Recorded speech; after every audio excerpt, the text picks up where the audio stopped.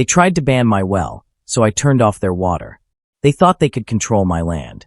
They thought wrong. I've owned my Texas ranch for over 20 years. It's not just dirt and fences.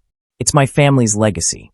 Acres of sunshed earth with one vital lifeline, groundwater. So when last year's brutal drought deepened, I applied for a permit to drill a deeper well on my own property. Simple enough, right? Wrong. Enter the local HOA. A pack of city slickers with clipboards and khakis fresh off the golf course, who bought up land next door and decided to play cowboy.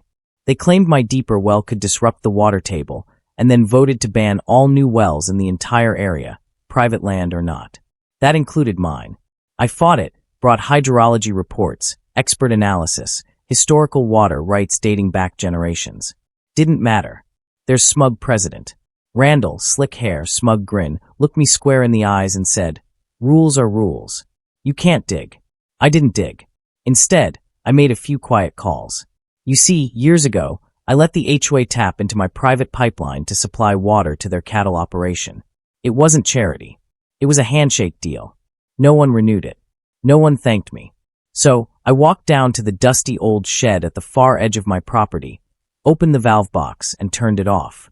Every drop, no warning, no notice, just silence. Within 36 hours, their 1,500 head of cattle were bone dry. Panic spread like wildfire. They scrambled to bring in water trucks. Too little, too late.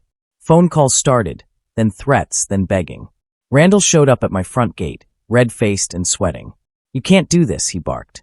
"You're putting animals at risk." I looked him dead in the eye. "Rules are rules, Randall." He tried to go legal, but the pipeline agreement expired 6 months ago.